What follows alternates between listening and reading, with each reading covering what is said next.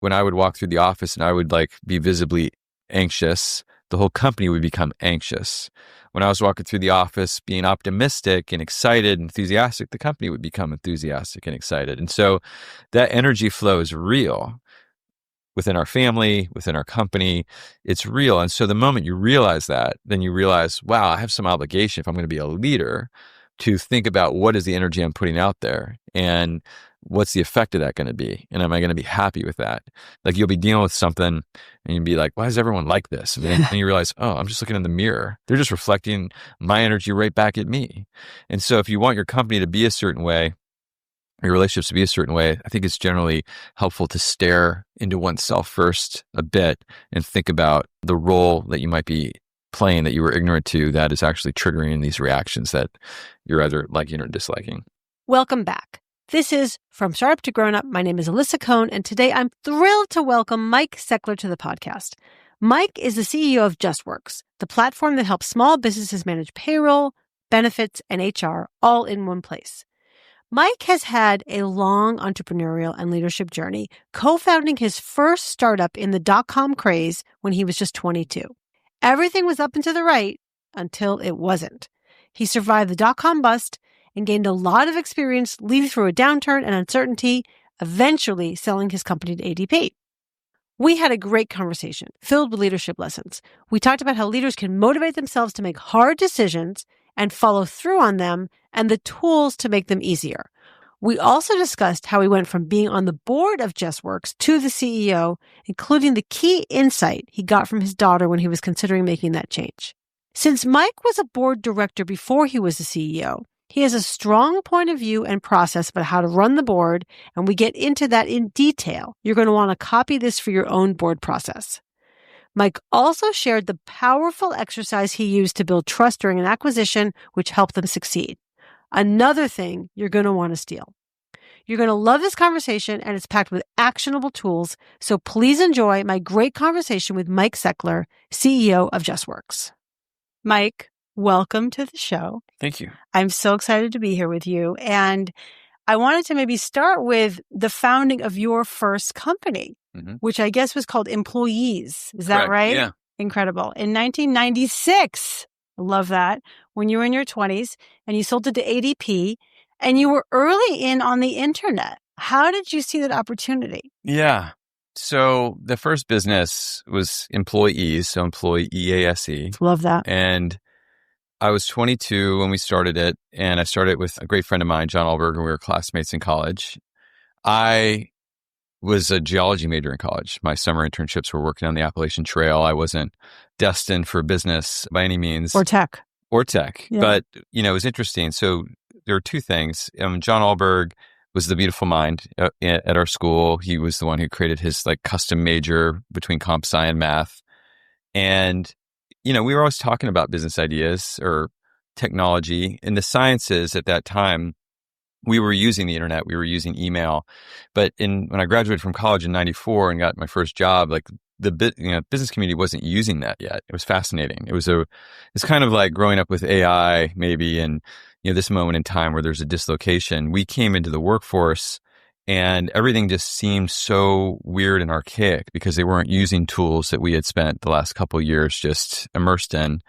And we got our first jobs, saw how broken the employment experience was, began to imagine wow, one could do this with the internet. And those were some of the conversations that made us think differently. I mean, Netscape just had gone public in 95. We were working in our first jobs, and then we had this idea that perhaps, and this was revolutionary at the time, that you could connect a database to a web browser, and by doing that, you could create web pages on a fly, and that would allow you to build applications that were native to the internet. And it took years for the market to coin that SaaS, but we were very much, we helped pioneer that model, and we were the first kind of SaaS player in HR technology. It's incredible. And as you went through that journey of that company, you had a lot of ups and downs. Can you sort of share some of that, the highs and the lows? Yeah. Well, it's interesting. The three chapters of that business, I would say, were from 96 to 99, which was where the dot-com boom really accelerated. And then as the dot-com bust happened, weathering that And then from 2003 to six, really building a real company that generated cash and ultimately selling that to ADP, where it's now the largest part of ADP, $150 billion market cap company. But that first period was super interesting. We were building what made sense to us, but we didn't have a whole lot of context in the prior generation of software, which is a client server model. And we were very fortunate. We were Bill Gurley's first venture investment. And so we kind of grew up with him. Before he was at Benchmark, he was at Hummer Winblad, and Ann Winblad, who's like this legend in the space. She dated Bill Gates for many years and, started a software company in the 70s that she sold for millions. And, she was, kind of like a celebrity. And the two of them did our Series A and mentored us for sure. Capital became really easy. Customers became easy. It was the tech boom. People didn't want to work at banks or consulting firms anymore. They wanted to work at hot technology companies. So access to talent was easy. And then, and we made money on a per employee per month basis, and all of our customers were hiring super quickly. So we had all these tailwinds. And then around, 2000 and certainly through 2001 and September 11th, things got really hard. Yeah. Capital dried up. Customers stopped growing. Many of them went out of business. And so it became super hard to grow. Capital became unavailable. We had to do extraordinary things to weather that time. I think a very high percentage, 80, 90% of our cohort of companies didn't make it through that time. But by 2003, after weathering that very severe downturn, and it was really hard to do that, informative in retrospect, we found ourselves with a business that had customers that loved us. We had loyal employees. We were generating cash. And then from 2003 to 2006, we grew very quickly because we had survived that storm. And then we became part of ADP in 2006. Yeah. So when you were, I can totally understand. I remember that time myself where everybody was leaving consulting or not wanting to go into consulting. They were going into tech, right? Startups were the thing. Everybody was into the startup boom. And then it was both the internet crash or the so-called bubble crash, and then also September 11th, which really put the brakes on the party for everybody. And when you say 80 to 90% of your customers are in a business, that's like very Well, I don't intense. mean our customers did. I mean that other venture-backed technology companies. I see. And so the lesson I would say was fascinating, because in 99, it felt like we were on top of the world. Totally. We're like in the covers of magazines, like we're growing fast. Everyone wants to invest at any valuation. And you felt great. But you couldn't see what was right in front of us, which was that it was about to get really hard. And then by 2003, after reducing the size of our team and taking on some dilutive financing and just doing whatever we could to survive and feeling like, man, maybe we should just go to business school. This thing's never going to work. It was when we felt the lowest, there were only good things in front of us. And so it was a real interesting lesson in life that sometimes when you feel great, you're like on the verge of a really challenging period. And sometimes when you're maybe on the verge of quitting, only upside is from there. And that stuck with me. And now that, the average age at my company, at Justworks is like 30, and I'm older than that, it's just interesting to see people go through these first cycles for the first time and try to make sense of them. Yeah. After being now through, I guess, two before this period. Yeah, because human nature is what it is, and everyone's to keep relearning everything. Sure. And it's natural to think that what you're experiencing in the moment is going to continue forever. Totally. But it's often that's misguided. Totally. But I guess I'm curious, like, what did it take for you? Do you think you were a natural entrepreneur? Like, what did it take for you to really dig deep to say, like, oh my gosh, we're going to do it? And so there's two things, right? We're going to stick with it. And also, we're going to do whatever it takes to stick with it, including taking dilutive financing. I'm sure you had to lay people off, make hard decisions. What was that like for you? Yeah. I don't know if I was a natural entrepreneur. I think John Allberg, my co-founder of those first two companies, was very much a natural entrepreneur. Just as an example, he grew up in Seattle. His father was involved in technology. We were a year and a half out of college when we started that first company. His parents were like, John, what took you so long? my parents, who met in the Navy and it was a medical family, I just got promoted in my first job, from like nothing to something slightly more than nothing. And they're like, what? You're going to leave? How could you leave? And so I don't know if I was a natural entrepreneur, but it's interesting the way you frame it, though, in terms of the grit to keep going. That definitely came naturally to me. We always operated in Justworks. Today we continue this way. with a very mission orientation. Like these customers we take care of, we care deeply about. The people that choose to hitch their careers to our company always care deeply about. And so as a leader, feel tremendous responsibility to come through for those folks. So even when it got really challenging, the idea of anything but continuing to keep our feet moving and find the way to the other side, that was always the 100% of our focus. And that was natural. Yeah. That was like the drum beat in the back of your mind. Sure. Yeah. Yeah. And in retrospect, like this, I got so many stories about this. I mean, people often quote the Steve Jobs thing, like, increasingly convinced that more than half of what separates the successful entrepreneurs and the unsuccessful ones is just pure perseverance. They don't give up. But I had a really formative conversation with Ann Winblad and Bill Gurley when they wanted to invest in 97. We're sitting at dinner, Old Vagabondo in New York, which was like, I don't think it's around anymore, but they had like a bocce court inside. And they were going to give us a term sheet. And it was clear that we were done selling them. They were now selling us to take the deal. And so it was this incredible opportunity for us to ask them questions. And Anne had been around forever. She dated Bill Gates for a long time. She knew Steve Jobs. And I said, Anne, you've been around for a while. What does it take to do this? What does it take to be a successful entrepreneur? And she said something really interesting. She says, well, you see this whole spectrum. You see like the Larry Ellisons of the world who believe so strongly in something that if you disagree, they'll punch you in the nose and never talk to you again. But then you have like really collaborative people like Michael Dell, who surrounds himself with differential, viewpoints. And you can be successful across that spectrum, she says, but they all have one thing in common. And so John Alberg and I were like on the edge of our seat. What's she going to say? And she says, what they all have in common is the ability to like believe in something and then take two steps and realize that 80% of what they believed was wrong, but take the 20% that remains and then just recast their vision and keep going without much drama or hesitation. And then she said, and what I have observed is that, and this are her words, most entrepreneurs have to do that a dozen or more times in the course of a venture. And I remember when she said it, it sounded so wise. And in my mind, we coined it Anne Winblad's concept of intellectual stamina.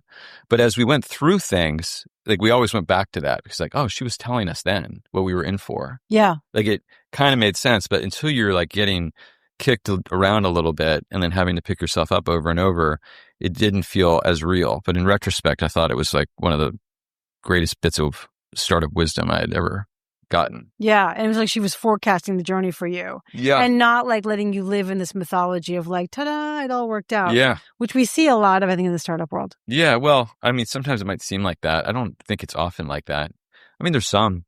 That's true. But then that gets portrayed. Sure. I mean, even some of these like more recent stories, I think if you dig into it, you'll see that they had like 2 failed startups before. That's true. And, had to endure real hardship and some level of, things that could be even humiliating when you had these big dreams that didn't come through. And it was on, the third try that it looks like an overnight success. So I think there's often more to it. That's true. Actually, one of the predictors of building a unicorn, a so-called $1 billion valuation, is that you've had at least one startup before that was in one way or the other a little bit successful. Maybe it was sold for $10 million, right? Something super small, but that there was like you had the experience of moving something forward. That makes sense to me. Yeah. I believe that. So let's talk about Justworks. So you came to Justworks in kind of, I guess I consider it a non-traditional way. You were on the board and then you became the COO. I heard you were promoted to be, maybe you were promoted from the COO to the CEO. Yeah. And so you went from the board to the COO to the CEO. What happened? Why, how did you get pulled onto the board? And then why did you end up joining the company? Yeah. So, John Alberg and I, we did employees. We sold that to ADP. I stayed there for a couple of years. That was actually quite interesting and successful. But John left and started the foundation for what became our second company, a company named Euclidean Technologies that we started in '08 and uses artificial intelligence to invest in the public markets. John still runs that company. It's a great business, intellectually very interesting. And, it was like after 12 years of VC-backed life and a very intense life, John and I were kind of like, let's start something we can own 100% of and we can generate cash in year one. And we did that with Euclidean.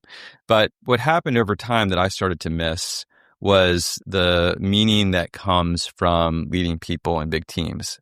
And Euclidean, making investment decisions using machines and data, you don't need a lot of folks. So some of those muscles couldn't exercise there. And so I ended up, just to find energy, I was spending time with other entrepreneurs And organically, I was asked to serve on some boards, which was pretty cool. And one of these conversations was with Isaac Oates, the founder of Justworks. We met in 2014. When we met, he had 20 employees. And I was introduced to him because I had built a company. Our first company had some things in common with Justworks. So Fred Wilson of Union Square Ventures was like, my wife just wrote this angel check. This guy seems really smart. Sounds like he's building something similar to what you did before. Would you meet him? I was like, Fred, anything that, I mean, for you, he's the godfather of New York City tech, of course. He said, Even yes, then. Fred, whatever, of course, whatever you want. And I met Isaac and I was super intrigued. He grew up at Amazon as an engineer, built a company that Etsy bought, and then built the payments platform there. So this was like pretty interesting guy.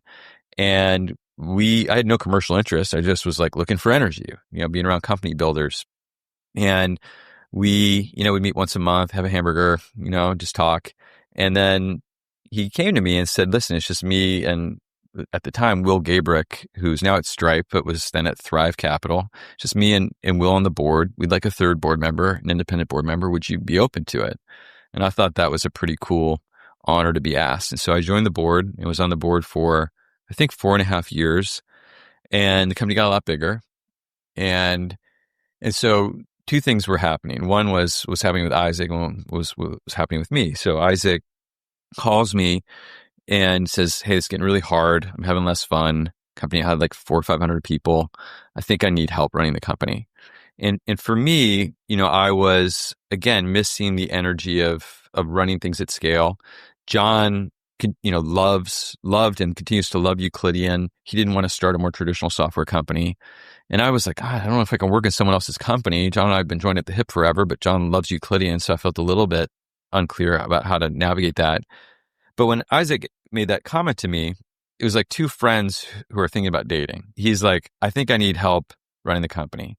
And I was like, well, Isaac, as your lead director, I will help you find the best help. If you think it might be me, we could talk about it, but if it's awkward, and he's like, would you? And anyway, so we entered this conversation and it did feel complicated. It did. My wife had a big job at the time, three daughters. I've been working with John Alberg for 20 years on our own businesses. Mm-hmm. But I felt like, this was a business I knew. I'd been working with the founder for 5 years already, and I knew the board, obviously. It just felt so, like if I didn't lean into that conversation, I was basically saying I could never work in anyone else's company because it would never be teed up like that. And, I talked to John and how we're going to work through things with Euclidean. I talked to my wife. But a real important conversation actually happened talking to my girls around the dinner table. And my two younger ones weren't really processing it. But my oldest one, who was 12 at the time, I said, hey, listen, I'm thinking about doing this new thing.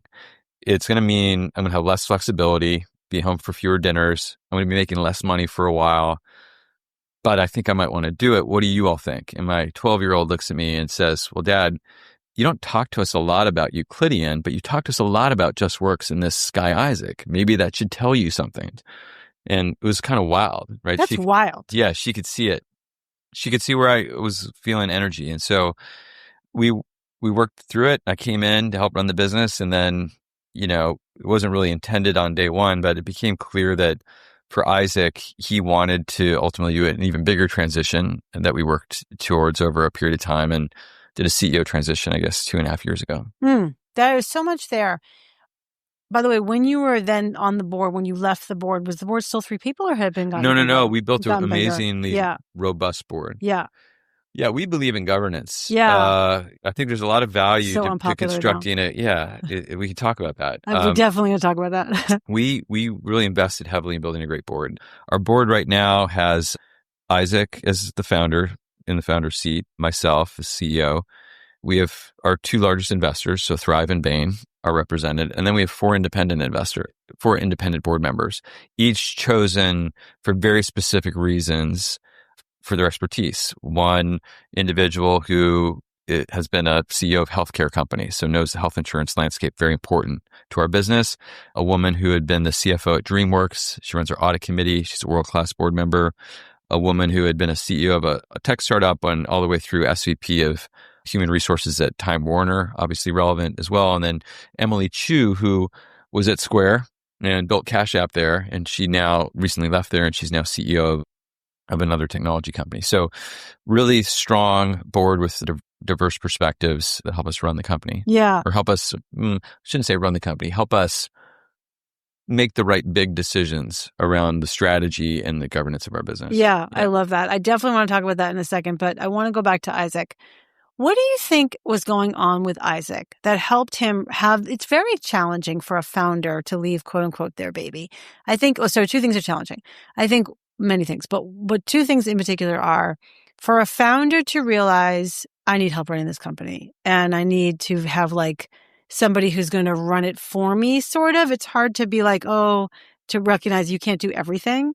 And the second thing I think is hard is to actually step away from being the CEO and from day-to-day operations. And I'm curious, what do you think was up with Isaac that he had the self-awareness to realize that? Or how was he able to realize that? Oh, I think you'd have to ask him those questions. I don't really know how I would answer the question in terms of how he developed a self-awareness for that. But what I do know is that, he invested a lot in our relationship. We got to know each other over a very long period of time. And in retrospect, like it was a gift to the company because when he was no longer getting that energy, he had cultivated a relationship with someone, me, that he trusted and thought would be well positioned to help run the company. And that both the initial coming in the company, but also the CEO transition was handled really gracefully. It wasn't a traumatic moment for the company. It was like a graduation. Right. And Isaac and I still spend a lot of time together. And I think he deserves a lot of credit for navigating that, I think, better than most founders do. I really agree. Yeah. I really agree. So now I want to talk about your board for sure, because I've did a lot of research on you, and I have to tell you, I was, something I never say, inspired by what you talked about with your board. Inspired. And that never happens because we all know that boards are toxic and, it's like challenging, but like, it seems like even for you to say we believe in governance, wow, who says that these days? Yeah. I'm really curious, kind of, first of all, I know you have a process for running your board. I'd love to hear about that because I think people would really benefit from that. Yeah. Yeah. Well, so much to talk about there. I mean, we serve, 14,000-ish small businesses. We have I think $3 billion a month flowing through our organization. Like there's a lot that's should be protected and cared for, and having mechanisms to ensure that we are operating in a world-class way on behalf of all our constituencies, I think is just super important. And we very much aspire to be an independent public company over the long term eventually. And so you might as well act as if, right? Get used to that. So in terms of how we run the board, Isaac, even when it was just a couple of us on the board, was always super deliberate about, the setting, the way we would have conversations, putting our phone in a basket, sending materials a week in advance, the expectation being that everyone reads those materials so the meetings are actually substantive and digging into material issues, not flipping through a deck that was sent out the night before. There's it's not that complicated actually to raise the level of a board's performance well above the median in startup land or VC back land. And so by setting those norms, as the board grew, we've just built on them. And I think if you were to talk to each of our board members, they would say that it's just a very energizing environment. We don't agree on everything. And certainly there's some board meetings that, I don't know if energizing would be the right word, but challenging, but I think appropriately so. I mean, listen, when you're trying to grow really fast and innovate, not everything goes as planned, and being able to look at that with clear eyes and understand what is happening and having a lot of experts kind of ask hard questions and put it under scrutiny, I think forges, the diamond of the business that we want to create. It does when it happens constructively. And I think some of the tactics you just talked about, just being organized, right? Getting materials a week in advance. I mean, even just putting the phone in a basket sets the expectation that you're here and you're present. So those are probably some of the cultural aspects that you all have built with the board. I also understand you have an offsite, an overnight offsite. Is that right? Yeah. We have done offsites with the board. I mean, it's important for the board to build, a deeper level of understanding of the business and some deeper understanding of what's going on in different functional, every year, the strategic plan is somewhat different. And so being able to surface different leaders that are key to that to the board, I think is helpful to deepen their understanding so that they can ask better questions. But what was I going to say about that? About the culture or the offsites or culture of the board? Yeah. I mean, the offsites are something I had never seen done. And I think that has contributed to, a good level, appropriate level of camaraderie on the board. But no, there's another point, but maybe it'll come back to All right, me. it'll come back to you, I'm Yeah. sure. I think what I'm, first of all, many of my clients, the CEOs of startups, have trouble getting their board to come in the night before for dinner. I just want you to know that. Or even having a dinner or lunch like that same day because everyone is so busy. Yeah. Let me talk about that. Yeah. Because I've seen this too. I've been on other boards. I think that a lot of this, there's two things. And one is that I think most CEOs, for some reason, do not bring the same level of leadership to their boards as they do with their leadership teams. Yeah. And I think sometimes it is because CEOs perceive there to be a power dynamic of, oh my gosh, well, this might be the first board that they've ever had or sat on. And you have these investors that have been on lots of boards, so they should know what to do. And so you just assume they're going to fill in the space. No, but then no one fills in the space. And then when no one's doing it, eventually someone tries to. And sometimes that feels really bad when an investor starts asserting oneself. So CEOs could do a better job thinking about how they want to run these boards and then set these norms and lead them that way. Number two, I think these foundational decisions, like from co-founders to first investors, they're going to set a tone for a lot of things. So if you got some things going, you're raising money and you've got an investor who you really gel with, who like shares your values and sees a future that is aligned with what you see. And then you got someone else who, because there's like a lot of excitement around your business, is willing to pay a bit more, but you don't have that same level of alignment. If you err to like the optimization for that transaction without appreciating this might be like a 10-year marriage where this individual is going to be on your board, like you can make these early self-inflicted wounds that can make it really hard to corral your board over time. Because if people are pulling in different directions, that's not a great setting. So it's not just like, how do you manage your board, but how do you make the right foundational decisions to include people on your cap table and then invite the right independent board members so that you have a chance at having a high energy environment. And certainly to the extent you have a strong point of view around how you want your board to run, having those conversations up front with an investor who might be joining your board if they were to invest, or an independent board member, and being super explicit about it. And people will either lean in or not. Be like, that's not going to work for me. Great. Well, maybe this isn't the best company for you to be a part of. Whereas someone else might be like, oh my gosh, I've been on other boards. They didn't do that. I'd like to be, participant because that sounds like it'd be quite productive. And so you need people to buy in. Yeah. Could you riff for just a minute on almost like a script that a CEO could say to a board, a potential investor and a potential board member about the way we do things around here, the way we run our board? Sure. What would that conversation look like? So let's assume you're talking about a potential independent director, because there's no right to a board seat. Perfect. If you're inviting someone. Now, once you invite someone on your board, it can be complicated to get them off. So obviously you'd want them to understand your business, your strategy, the values of the company. You'd want to see some level of alignment. You'd want to understand their background to really believe that there's something in their experience base that they're going to bring that's going to be truly additive and orthogonal to your other board members. But once you have that, I think you'd want to be able to, we have a one-pager, lays out, like, this is our board's mission, this is our values, this is what success looks like. We do self-assessments. Here's the standards that management commits to. We're going to get materials a week in advance. You need to read that fully, have digested them. And, we start the meeting on time, not at 9:05. And this is how we will run it. And I imagine that conversation, you would pick up energy that will tell you whether there's alignment or not. And if there's not alignment, you should listen to that. And, it's kind of like, this whole thing can't be all things to all people, right? If you had a restaurant, you'd be like, we're going to cater to people like Malaysian food and Mexican food and French food. And people would, it's going to be a mess. So you got to decide what kind of food you're serving and then find people that want that. I think that's true for target customers. It's true for how you might cultivate your board up. I don't want to overstate it. You want diverse perspectives, but in terms of values and expectations and the willingness to commit to a high performing environment, there should be no diversity on that. Everyone should be fully aligned. 100%. That's what I mean inspiring. Like, I think that's so great. And I agree with you that, founders and CEOs, especially first time, don't always know that they Sure. have that kind of leverage, if you will. That's right. And I love to talk to the founders that I work with and to really tell them, you need to think about your board as another direct report. And they often think like I report to the board, which is true. But there's also, I have to run and manage the board, which they sometimes don't quite see their role in doing that. Yeah. And like, by the way, your investors and other board members want to be led. Like they want this to be well organized. They want perspective. They want to know what you think the most important issues are.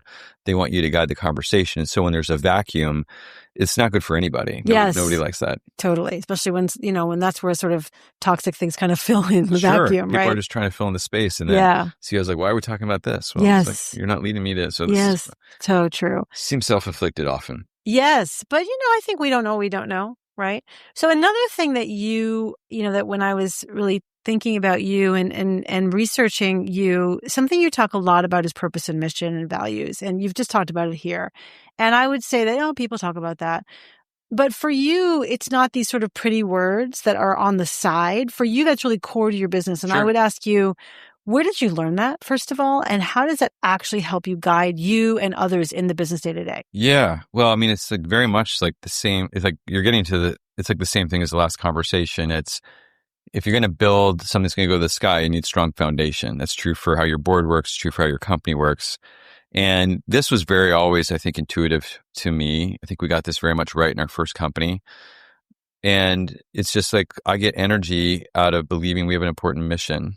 And at Justworks, there's a core belief that underlies everything we do and a value system. And that core belief is that we believe that entrepreneurs, small business owners, people that work at these small and growing companies, we believe they're heroes because they're out there trying to manifest their dreams in their companies, trying to overcome the odds. And when they succeed, it's like magic happens because they, out of thin air, they create jobs for people. And those jobs give meaning to people's lives. And those jobs create the fabric for healthy communities. And so we believe they deserve the best. We observe that our industry has typically not provided them with the best, and we exist to change it. It's that simple. That core belief underlies everything we do. And then we have a set of values, which we call COGIS, and it's camaraderie, openness, grit, integrity, and simplicity. And those are the values that we talk about every day. And we give out our company awards around these values because they're what guide us on the journey to realize that belief and that vision when sometimes it's fuzzy what to do. And I can talk about how we use those values in practice. But yeah, I definitely want to hear that because also I'm processing. I've heard it said about companies before, like, yeah, they're great on values, but like they're not good on performance. And I think when they're great on values and they have the right values, it leads to being good at performance. Well, I mean, it's important that values are appropriately understood. Yeah. So like camaraderie. Camaraderie could be used in a way that could lead to a low performing culture. Totally. If what people took away is like, hey, it's all about getting along. And so like, gosh, Jim really worked hard on this and he's my friend, so I'm not going to think that's a disaster. So if people misinterpret what these values mean in practice, it could lead to a values-driven company being sub-performance. But if you're clear about what they mean, in our case, we're innovating very quickly. We have a lot of change. That means that we need individuals who are reaching across traditional boundaries in our company to let go of the old way that we've organized around the old Justworks and to come together in new ways to form the new Justworks so we can delight customers in new ways. And that's hard for people. But people that make that happen and build those connections and bridge teams that might have had somewhat different, working styles or cultures, that's amazing leadership. And those are great examples of camaraderie. And so when we give out an award, it's not the person who's most well liked. It's often the person that's worked through really hard things to get people to come together in new ways, right? And, grit, on the other hand, grit is an interesting one. Grit can be weaponized. And some people inquire about that value because a company could use that to say, it's like, we need 100% of you all the time. And I don't care about what's happening at home. That's not our culture. We believe people need some semblance of balance. At the same time, we are helping these small businesses who have been perpetually underserved. And sometimes they need us to go the extra mile. when COVID happened and all these government relief programs, I mean, we had lots of teams working nights and weekends to make it so that you could click a button and get access to the employee retention tax credit or shared work programs with various states and being there for our customers in their most vulnerable time. And so sometimes we do need to go the extra mile. And it's interesting though, is that, we just had a team that had like a Jan 1 ship date, and it turned out to be a more complicated project. And they worked nights and weekends for a couple months. And at the end of it, if you talk to them, they would say two things. They'd say, okay, wow, I needed a break. I'm glad I got a break. But they would also say that it was like a peak experience because they entered a flow state with their team to do something harder than they had ever done. And they learned something about themselves, and they realized just how good they could be when they solely focused on something like that. And so while they needed a break at the end of it, they kind of want to feel that again. That's like where grit's beautiful. And so each of these values needs to be contextualized so people get the right message, because they can be taken to extremes or they can be misunderstood in ways that would lead to, suboptimal cultures. Yeah. Wow. Totally. And I think that is sort of misunderstood. And, I think people certainly want to do a good job and want to like align with values, but they're easily misunderstood. Like one that comes to mind also is that people talk about radical candor, right? Of course, we know Radical Candor by Kim Scott. And her point is, be candid and also compassionate, sort of. I'm really shorthanding. Sure. And people only hear candor. So they say, I'm just having radical candor with you. You're a jerk, right? Like, no, that's not the way to do it. Sure. But I do think that in my 25 years as a coach, I see let's say two poles of cultures. One is we're so nice. And then by the way, that's good. We have camaraderie at work. We like each other. There's good culture, feel good vibe. But part of that is then we need to learn to have difficult conversations with each other and tell the truth to each other. And the other side of that is, a more aggressive, not so nice, I'm going to say aggressive and overly direct culture. And it sounds like at least your intention is to thread the needle between those. And so how do you... Everything beautiful is about the gray. Yeah. I mean, like it's harder because it's easier for people to process the one or the zero. Yeah. And the extremes. And they'll often hear one or the zero. And so as a leader, you have to be careful what you talk about. But like the most beautiful answers are almost always at the efficient frontier between those things. And so it does require a lot of communication, a lot of examples. I think that where Justworks is today is actually in a really sweet spot. One who historically was errant a little bit too much on the high empathy side to the extreme of sometimes avoiding difficult conversations. I think we've gotten quite past that over the last couple of years. How have you led the team past that and been able to demonstrate and to, really show people and then have them show you that they can have difficult conversations? Make hard decisions and be super transparent about them. Yeah. Is there an example? Sure. I mean, we architected our organization. We reduced the size of our team to increase financial resilience, but also because we thought there was an opportunity to make it easier for people to do great work. Things had gotten a little complicated in our org as we went somewhat distributed to innovate, and that was very successful. But now as we have these new products, the name of the game is about bringing them together in a beautiful, seamless way for customers. That required moving more to functional alignment. And in doing that, there was an opportunity to simplify things, reduce some roles. And then you just did that just a few months ago, like in February, right? And we worked through it. And, there was one frame in terms of how we were working through it that we wanted to make sure every way that we were going to make this decision and communicate it, we would treat people who were going to let go, and we were going to explain people the why, that we wanted it to be so clear and so robust that if the whole internal email got published on the front page of the Wall Street Journal, that it would be viewed as a brand building as opposed to a brand eroding event. And that was kind of a test. So as we were working through our plans, we write it out, be like, it doesn't feel robust enough. And so what do? We went, a little bit extra in taking care of the people who departed. We definitely invested heavily in helping people understand the why. And, 2 weeks after, the company had metabolized it, and people are like, oh my gosh, things are easier now. There are the things I used to have to get 4 people in a room to negotiate. Now I just get to sit down with you. So, avoiding those kinds of hard decisions is like, that's the route to, build a pretty mediocre company. Yeah. You pay now, you pay later. And so you listen, you make these decisions, You fix your roof when it's sunny outside. You don't wait till you're forced by outside circumstances to do things. And then you communicate why. And, for someone who, like me, who's been through a couple cycles, I'll talk about what happened through the dot-com boom and bust. I'll talk about the financial crisis. I'll talk about that I cannot predict the future, but I can imagine a wide swath of scenarios. And to make sure that we're going to be able to be successful across all scenarios, we're going to make some changes. And here's why. Yeah. And, that's not always like what people want to hear. But if you're just always leading by what people want to hear, then, you're just never going to make it. Yeah, for sure. Yeah. So that is obviously very dramatic. And that's like also about you having to tell bad news to people and get your leaders on board. And that, layoffs and forced reductions, it's always a thing.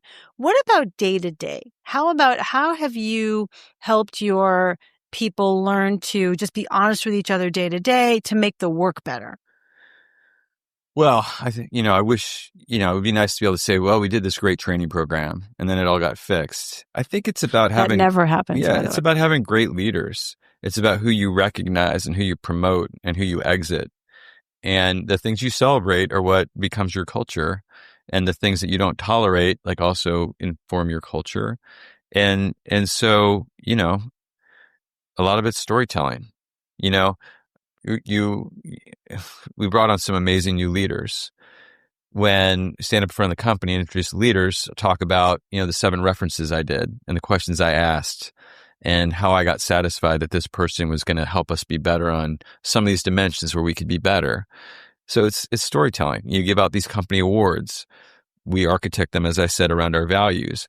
But when you're picking the person who wins the integrity award or the openness award, you're picking a story that reinforces a shared high resolution picture that our 1,400 people can hold to be like, that's what openness looks like. That's what's celebrated here. And so you're just trying to give people the examples that they can then emulate. But, there's no magic bullet. It's like, lots of lead bullets. Yeah. Yeah. And it's a day-to-day work. Yeah. One other thing that you do that I'm sure everyone really sees visibly is that you make time every month, if I'm not mistaken, to call CEOs of your companies and, mingle with your customers and target customers. What's that like? Just, I'm going to ask you an obvious question. Why do you make time for that? But also, what do you learn from those experiences? Yeah. It's so awesome to get that question right now because I'm literally coming. Today we have our customer board in town.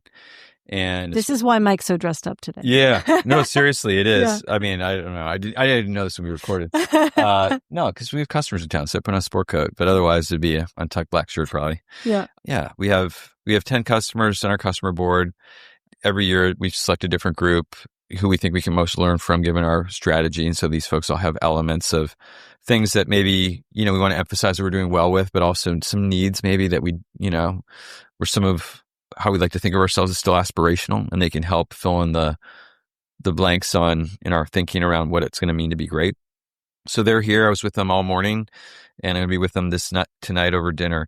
But to hear them talk about their companies, what their employees mean to them, how they want to both manage their work and provide, an employee experience that they're proud of, how Justworks facilitates that, where there are elements where they wish we did more, and to have them both not just talk to, not me. I just right before this, we had a company all hands.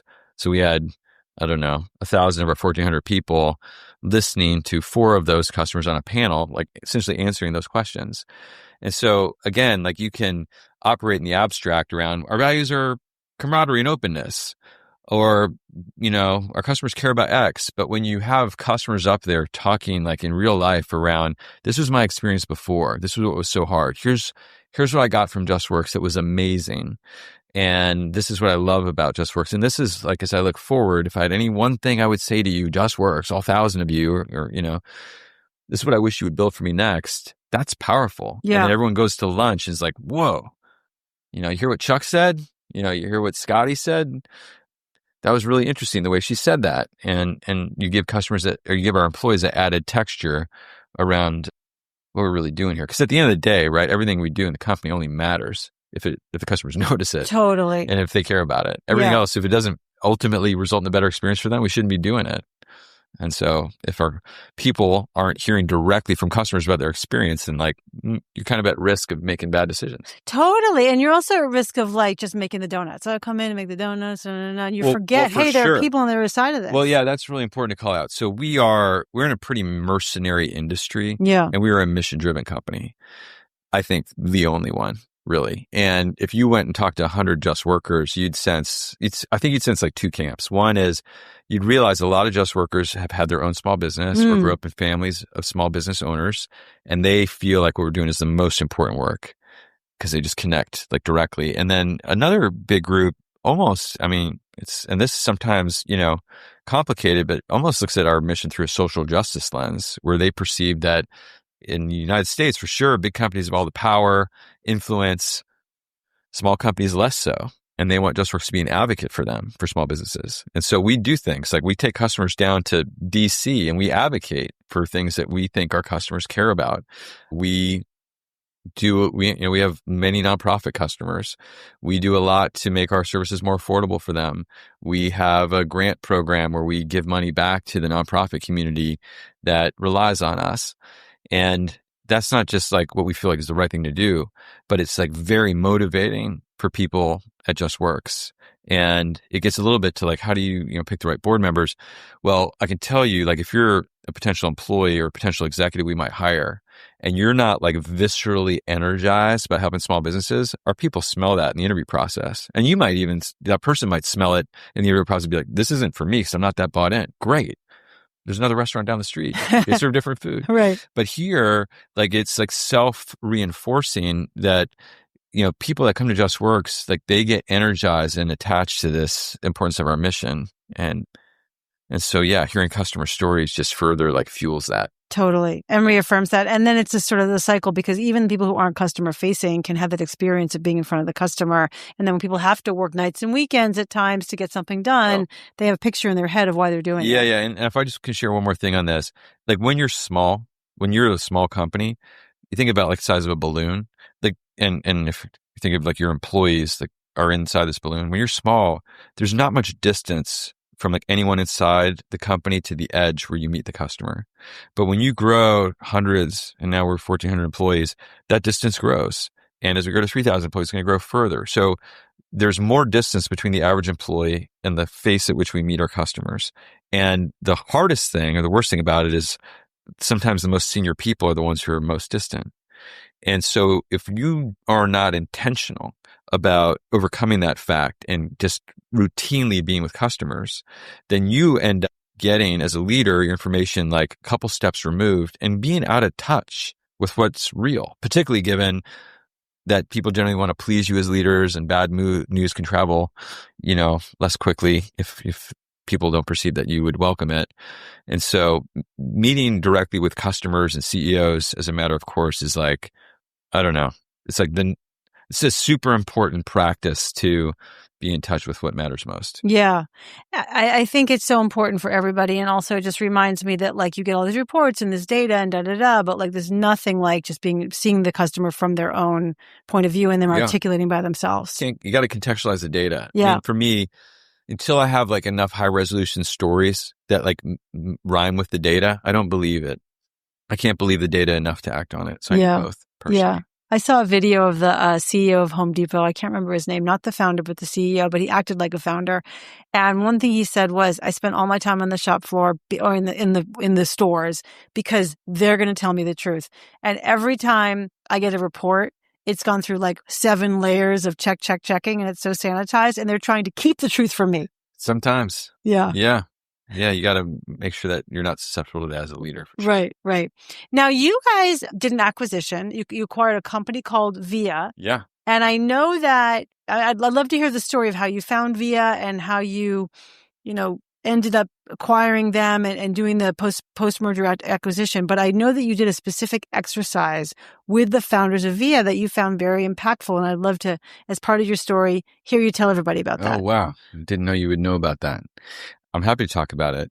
There's a bunch of things you just asked. So like in our industry, for decades, you could be really US-centric as a payroll provider or as a PEO, and particularly for small businesses. But that really changed with the pandemic, because when companies went more remote or more hybrid, that dispersion of employees didn't stop at the boundaries of the United States. And so, you had a company in 2019, you had 15 people coming together in an office, and then 2020 comes around, everyone goes remote, and your best employee is like, well, if we're going to be on Zoom, I'm just going to go work out of Mexico City. And you're like, well, that sounds great. Wait a second. How am I going to pay you? Totally. What does tax withholding look like there? What's the law? Holy smokes.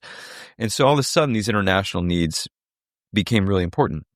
And we began building those capabilities. I wanted to move faster, but it wasn't clear that we could move faster through buying another company, because I got to know these other providers of international solutions. And what I heard from their customers was not a lot of love. A lot of fast growing companies, but that weren't very customer centric. Again, mercenary versus mission driven companies. A lot had raised money at such crazy structures and valuations that would make a combination complicated. And then I was at a CEO gathering. So again, the value of being with customers and other leaders. And each person I talked to was sharing horror stories about their providers for international. And I was increasingly concluding that I had to build it myself, or Justworks had to build it itself.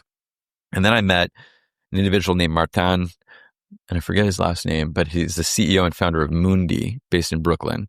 And his employees are in Mexico, Colombia, and Argentina. And he's telling me in Argentina, everyone wants to be paid as contractors because they want dollars. Maybe that's changed now under the new leader. And everyone in Mexico definitely needs to be employed, because you need to be employed to get access to the government, pensions, and so on. And then in Colombia, it's this mix. I'm like, gosh, Martin, that sounds so complicated. How do you manage it? He said, oh, it's not complicated. I have a great partner. I hadn't heard this before. I'm like, wait, what do you mean? He goes, no, we rely on this company in Via. They're amazing. They take care of everything. And I focus on growing my business. And I was like, whoa, can you introduce me? And he introduces me to the two founders, these two women who are these powerhouse entrepreneurs who started Via 6 years before and had just been living in this kind of problem of international employment. And what I found were folks that shared our values, very capital efficient, very customer centric, all about depth over breadth, in terms of taking care of customers. And we just got to know each other, and it ultimately led to them becoming part of our company. The exercise that you're referencing was, and like, there's some things about executive hiring and M&A that, I think there's something I'll say that have in common, which is where we really begin to evaluate whether there's a good fit. And so we had spent some time together, started to make a lot of sense on paper. But if this was going to make sense for us, like, we needed to get super comfortable that the founders and their key employees were going to want to stay and build with us. And we had to, validate some other things as well. So we got together in London, and we all prepared an exercise. And again, we needed to know these things about them, but having been a founder, I also was putting myself in their shoes and how emotional it is when you think about this thing that your baby is going to become part of something else. So I was also thinking about what they might need to understand about us to also feel comfortable going through with the deal. So we did this assignment. We all agreed to write a page on each of these questions up front. One was some discussion about ourselves, like a lifeline exercise, where we felt most alive and where things have been hard throughout our own lives. So we get to know each other. But then we also wrote a page on the way, if we were to come together, the way we would each individually think it should work, including who would report to whom and how we would structure things to make it work. And then we did another exercise around, imagine we did come together and it was a disaster 18 months out, write that imagined retro about what went wrong. Yeah. And we all came with these things and we shared them with each other. And it allowed us to really understand each other more deeply, each other's motivations. We began to see where we were aligned and where we were not aligned. And there was a lot of alignment. But one of the things that allowed us to do was on the places where we weren't aligned out of the gate to see how it would feel to work through those things. Could we have hard conversations, to your past question? And that meeting was confirmatory for both sides. I think we both walked out and felt whoa, we just left a room and we're leaving some of our company behind. And they felt that too. Same kind of thing with executive hiring. It's you have a long dinner, and at the end of the dinner, you're either oh, a good way for that dinner to end. Thank God I spent all that time with the person now because I know they're not a good fit. Or you're oh my gosh, I have to get this person. And this was a version of that. So we both decided to do the deal. We worked on it over the summer, and they became part of the company a year and a half ago. And it's been really successful. Yeah. Yeah. Probably because of all the work that you did in advance. Well, I think the work we did in advance certainly put us on a foundation where success was more likely. Yeah. But I mean, so much obviously every day since to work through as you're building a new business. Totally. And, what we're really doing, right, for small businesses is we're democratizing access to be able to build your workforce anywhere in the world and manage it all in one place. So all your US employees, all your international employees, you can see them in one place, same reports, same integration to your accounting system. And then for your employees in these other locations, they get the same experience, same benefits, same sense of love and care. They're not like an island off. They're like part of your team. And that all in one experience it's pretty awesome. And that's what we're providing to customers now. And it's so significant because that's what big companies get to have, right? Like little companies don't get to have that because they can't afford that. So you're providing that to little companies. So it's amazing. Yeah, that's the idea. Is like, and it's fascinating to see small businesses who I think for so long were like, yeah, I've always been interested maybe in hiring someone in Canada, but I don't even know where to start. Totally. And now like those barriers are coming down in their minds. They're like, wait a second, this might be actually much easier than I thought. Yeah. And there's talent there that I've never had access to. And through Justworks, I can access that talent, and that increases my likelihood of success. Yeah, totally. So about the integration itself, how many people were in VIA? How many employees came over? About 40. 40. So that's a chunk. Yeah. It's not huge, but it's a chunk. What were there specific tactics that you did that you realized were helpful? Are there things that you're like, I wish we had done that when we integrated them? And also I would say VIA and you all shared values, obviously, but you didn't have exact same values. So how did you then do that kind of enculturation? Yeah. And I mean, so many things. They're a remote team globally. And we still have somewhat of an in-office culture, in the States. And so like how to balance those things. And so there's been a lot of things to work through, but a lot of it was, their team reveres the founders. And by having the founders like believe and communicate belief, that was obviously very helpful. They created space for me to talk with the team and talk about why this was super strategic to us. And, we wanted VIA for the people, for their expertise, for their passion, for their customers, not to change those things. We were also super clear, though, that we were going to together rebuild all their technology organically within Justworks because we weren't interested in having two different systems. We wanted an all-in-one system. And, I think there were maybe some feelings around that, but at least it was transparent up front, and the teams definitely have come together and we've retained that team. We paid them more than they were making because it made sense to. When your industry benchmarks, when you have 40 people versus 1,400, like we could afford to do some more things. And I think they appreciated that recognition.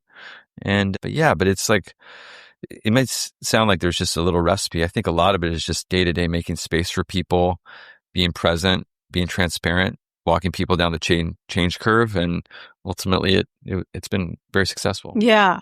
What about that balancing in-person versus remote? How have you kind of come to terms with that? Well, it's interesting. We're holding two things that sound different. Well, they are different. So at Justworks, we believe if you have like 5 engineers and they're together every day versus 5 engineers working remotely, same engineers, the people that are together every day are you go along the in-person folks. There's just so much about learning, change management, conflict resolution, innovation, onboarding of new folks. It's easier when you're together in person. At the same time, if you're going to be a global company, you need people that live in these places where you're going to employ people. And these companies that we're serving have lots of remote people. So it would benefit us to have folks that can deeply empathize with that remote experience. And so we're kind of doing two things that are really different. In the US, we are, together in the office most days of the week. And then with our kind of global teams, it's remote and distributed with some hubs in Mexico City, in Toronto, and we're building one in London. And so those folks will be together in person more often. But we have individuals scattered now all over the globe, and it's important that we do so. So it's, how do we have optimized for certain things in certain places, but also make sure that our remote employee in Lebanon and India and so forth, they feel as connected and as valuable part of Justworks as everybody else. And I think we still have some work to do there, but we're working to hold a couple different work modalities in balance. Right. And how do you sort of make sure they feel managed? Because that's the other thing is remote management is its own thing by itself. Definitely. Yeah. Yeah, we're learning. We got room to be better. But if you look at the engagement of our international team, it's quite high. And so I think they know they're building something important. Yeah, that's great. So in 2022, you almost filed for an IPO. You were days away from filing for an IPO, but you pulled back. I mean, how did you come to that decision and what was that like for you? Yeah, I mean, so the S1 was out there, so we were like just on the edge of going.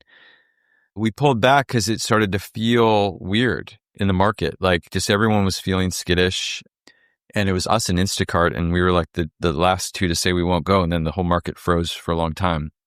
It was a really hard decision to make in the moment. Our employees were all very excited, and we were excited. We'd done a lot of work on it. But the next morning we had a all hands, whole company. We explained, hey, we're going to put a pause on this.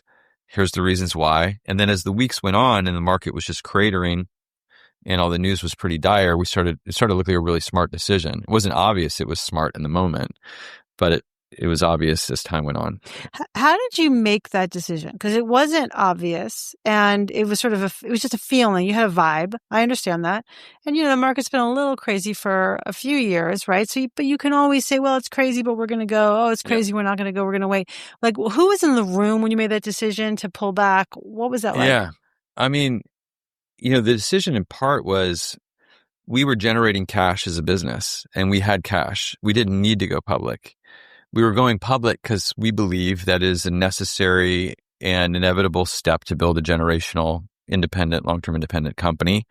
And we felt like we were ready operationally to do so.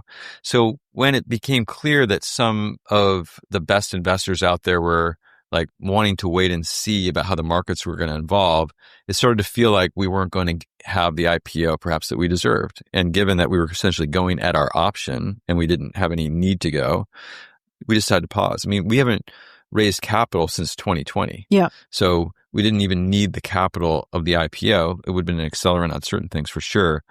And so there was, I guess that's like all relevant context. But in terms of actually making the decision, yeah, it was our senior team with our bankers, and I think our bankers were still on the margin, encouraging us to go out. Of course they were. but like, in a good way. I mean, I don't know. But we just said, no, let's just take a break and we can look at this again in a couple months. And then we stayed on file for a couple quarters, and then we're like, no, let's just pull this because our business was changing so fast that the offering document that was out there was starting to get out of date. Like, yeah, well, we'll just pause and just so pause. But we'll look at that again in the future. I think we're moving towards all the metrics that even in the context of the IPO market being closed, that we could have a successful offering. And, when our time comes, we'll be ready. Yeah. So speaking of crazy markets, we're here in April 2025, and I have you here, and you work with a lot of small businesses, and we're in the middle of, the tariff situation or whatever. And I really have to ask you, what's it like for your customers to be in this phase of uncertainty? What's it been like for you? What thoughts do you have about the current craziness? Yeah, well, I mean, so what it's like for me and what it's like for our customers with the current craziness, I mean, it's unclear to me what will happen. I don't even know. You are not alone. Yeah. I mean, I could like hypothesize, but I think that, predictions tell you more about the predictor than the future, right? So for me, as a leader of a company, it's all about making sure that no matter what happens in the future, we're going to be fine or better than fine. And so, some of the actions that we took last year to simplify things and reduce expenses were about fixing our roof when it was sunny outside. And we made those decisions when there was a lot of enthusiasm with the new administration. And now that the skies are darkening, it feels really good to have made those decisions. We have, over $150 million of liquidity. We've been investing some cash to bring these new things to market, but we'll be returning to generating cash in about 18 months' time. So we have infinite runway. And what that means for us is that if we were to go into a big recession, then as a company, we can go to sleep 8 hours, wake up, and be fully present for all these small businesses who may be feeling very vulnerable at that moment because we have ensured our own house is in order. That's a great position to be in. When I talk to small businesses, I think they are, some people are definitely already concerned and impacted by tariffs. Others are just worried about follow-on effects. They're not directly impacted. the same time, there's a certain confidence that I pick up on that is maybe unexpected. But you have to remember, a lot of these businesses, the last couple of years has been hard. So a lot of them have already done a lot of hard work to improve their companies, and they've been through a lot. So there's a certain like steeled, like we can get through anything sense.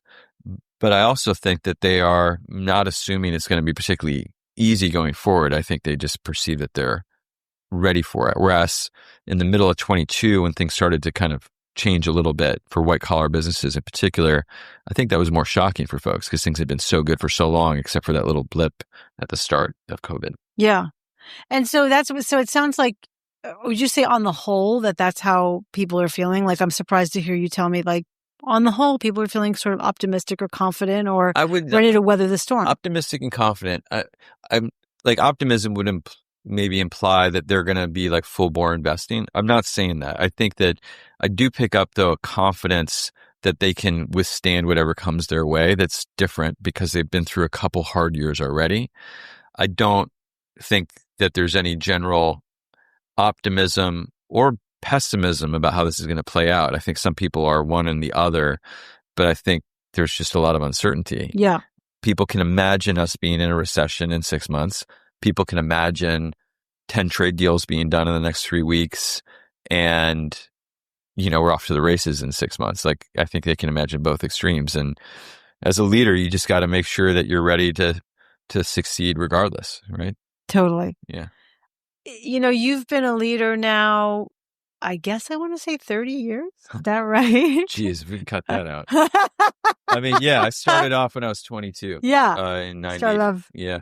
Yeah. So, yeah, that's it. So how has your leadership style changed? Yeah.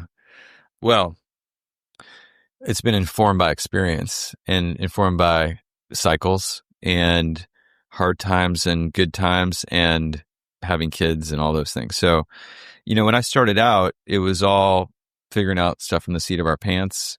We made lots of mistakes, unfortunately survived them all. But like one easy example is like for the first 7 years of that first business, I didn't take like any time off ever.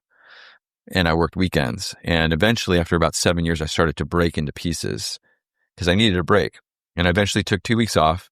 And I had this crazy realization when I came back, which is that the whole company grew more in the 2 weeks I was gone than they had in any 2-week period before. Because my mental model of what a great manager or great leader was like respond to the email like at instantly when you receive it, and join the sales call and help close the deal and sit in the product review and opine and be everywhere. But when you do that as a leader, you're really stunting everyone else's growth. And so by disappearing for a couple of weeks and people finally had to start completing their own sentences and not having access to me, well, maybe it was hard for them at first because it was different from what it had been. They all like grew. And that, like, something that it's so obvious to state it in retrospect was kind of embarrassing to when I finally realized it. But sometimes as a leader, you have to be super present. Sometimes as a leader, you need to disappear and let people struggle if you want things to scale and people to grow and to really understand, like, where people are at in their growth journey. That was a real important learning. Navigating the dot-com bust was important. Like the first 3 years, all I learned about was how to evangelize, how to raise money, how to like tell a story that attracted talent. The second 3 years from, the dot-com bust was like learning how to survive and then learning this obvious fact that oxygen to a human is like the same as capital to a business. When capital is easy and free, you don't think about it. Just like we're not thinking about breathing right in this room. But if the oxygen was getting sucked out of the room, all you would think about is how you're going to get a breath of oxygen. And I had that very scary experience in 2001 and 2. And then ultimately got our business to where we could generate our own oxygen, generate our own cash. And that was super formative. But I don't know, there's thousands of these lessons. Yeah. I mean, I would love to hear a few more. I mean, specifically, you said about having kids. How did that change your leadership style? Oh, yeah. Well, so I have 3 daughters. They're amazing. They're all really different, all very expressive, as you might expect from high school girls. I have a wife who has very little filter. She's super expressive. And so my house is like loud and never boring. And, I began to learn as I was a younger father that like when I would be really calm, the whole family could like get a little crazy, but would come back to calm. And it was peaceful. But when I might lose my temper or get off my moorings, the whole family would flail because like there was no foundation there. And so, that and like other kinds of things, like just reflecting on my own reactions to things, I learned over time that being the calmest person in the room can be a superpower, and being super intentional about maybe when you're not calm, but doing that like in an intentional way as opposed to a reactive way is really effective way of like moving people and helping people see things.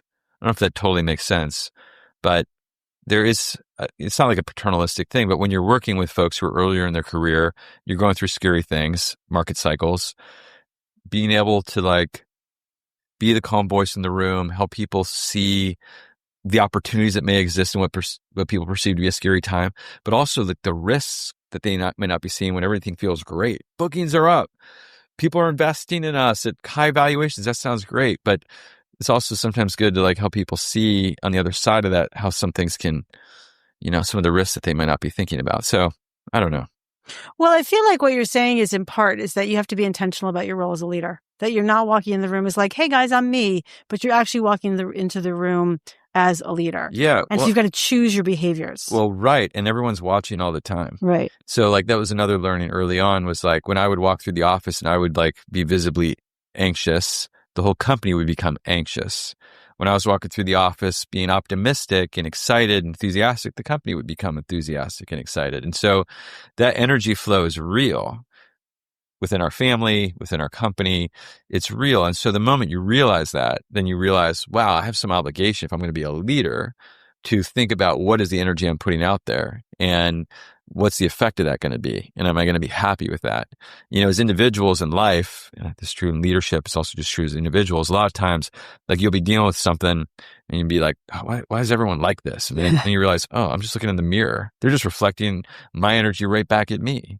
And so if you want your company to be a certain way, your relationships to be a certain way, I think it's generally helpful to stare into oneself first a bit and think about the role that you might be playing that you were ignorant to that is actually triggering these reactions that you're either liking or disliking. True. So true. It's something you've learned over time. How do you have tools or strategies that you use to do more introspection or to self-reflection? Yeah. I mean, really in starting that second company, Euclidean, we had 3 young girls. We were going to be building that business in New York City and Seattle. I had previously been in Atlanta. Long story why we were there. New York City is a lot more expensive. Euclidean had a really strong first couple years. Then we had a tough third year.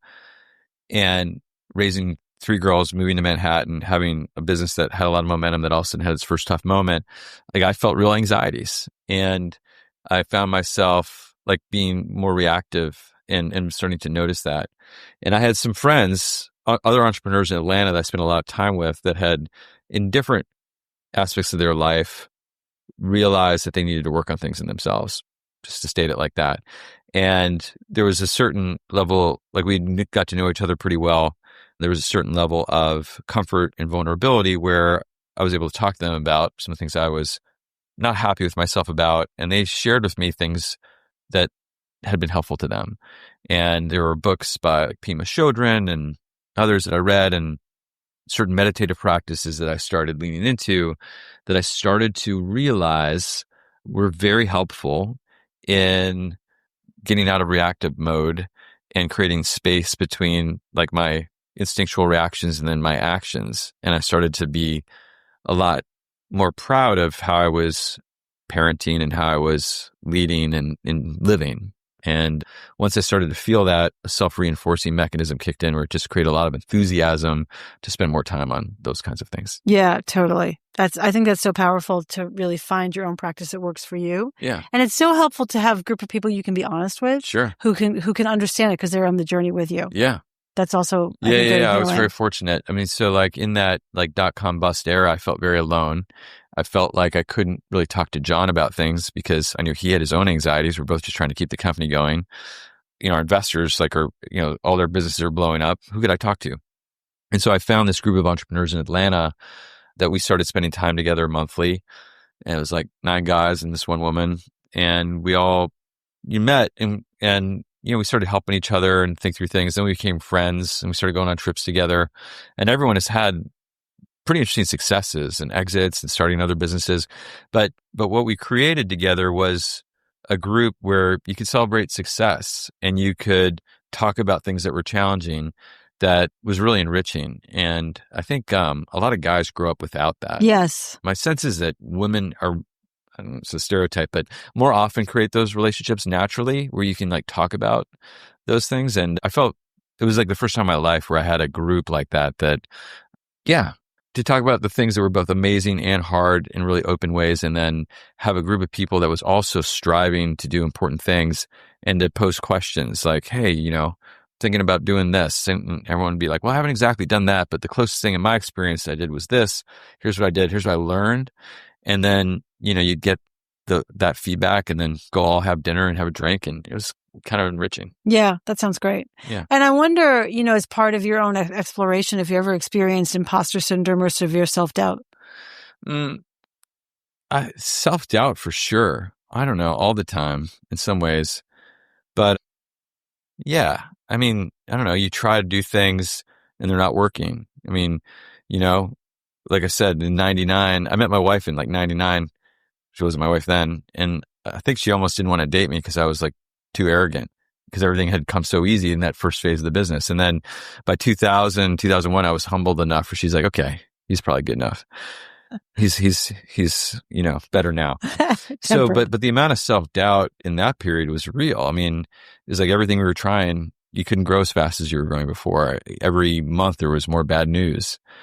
And so to endure that period and come out the other side, I think was both, definitely impacted me, but also like created a certain strength around, oh, okay, I've been through hard things before that have taken years to fully navigate and had really substantial success on the other side by enduring them. So I think that with those moments of self-doubt, I have enough examples of enduring them to good ends, and that, I don't know. Do you have faith in yourself? Yeah. Like you sort of reinforced over and over, like, yes, I have doubts, and yes, it all works out. I think I always had faith in myself, but when you haven't gone through really severe challenges before, the doubts are greater. And then when you successfully get to the other side, it kind of informs the next set of cycles that you're gonna have to navigate around. Oh, I've been through things this hard before.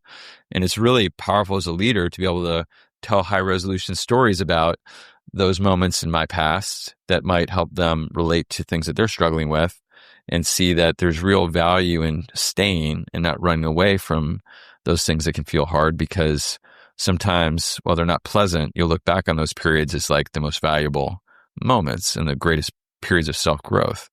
And if you're constantly running away from when things feel hard, I don't think you ever really get the amazing strength from overcoming those things. Yeah, so true.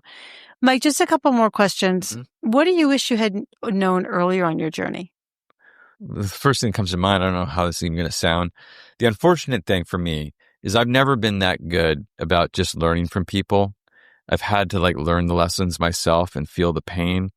And so I don't know. I feel like people told me a lot of things and they probably could have told me more things. Like Ann Winblad told me that thing and it was so obviously true. And I kind of knew it enough that it was likely to be true, but it only helped me make sense of things in retrospect. It didn't help me avoid anything. And I think that's a shortcoming of myself. I wish I could proactively just, read people's stories and not make their same mistakes, or read about people's successes and then just go copy them. But that hasn't been my experience. Well, you got to keep going. I don't think you're alone in needing to like make your own mistakes, but it sounds like the advice you got, for example, from Anne and others probably resonated in retrospect. Yeah. One thing I would say, and this, I don't know. I think that when you're really young, we started our first company right before I was 22, turning 23, I think, and that, and my parents were like, what are you doing? That's crazy. You just got promoted. You're making like 20 grand a year. I mean, I was like, no, whatever it was, but it was like, they couldn't believe I was going to do this. And it seemed really risky to them. And I think that's like such a flawed conception of risk.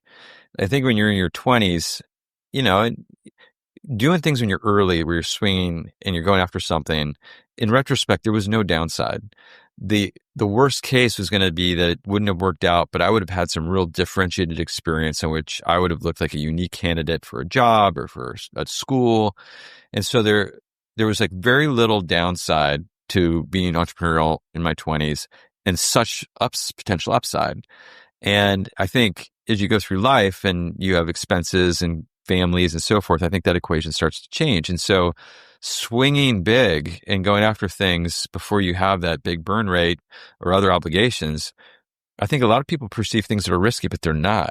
I mean, particularly if you reframe it and say, well, but the risk of having an ordinary life when you could like do something extraordinary. That I think I lived, but if I were to give myself advice, back to my 18-year-old self, that's what I would say. I'd say, just go for it. It's going to be fine and may actually be amazing, but it's not going to be bad. Totally. I love that.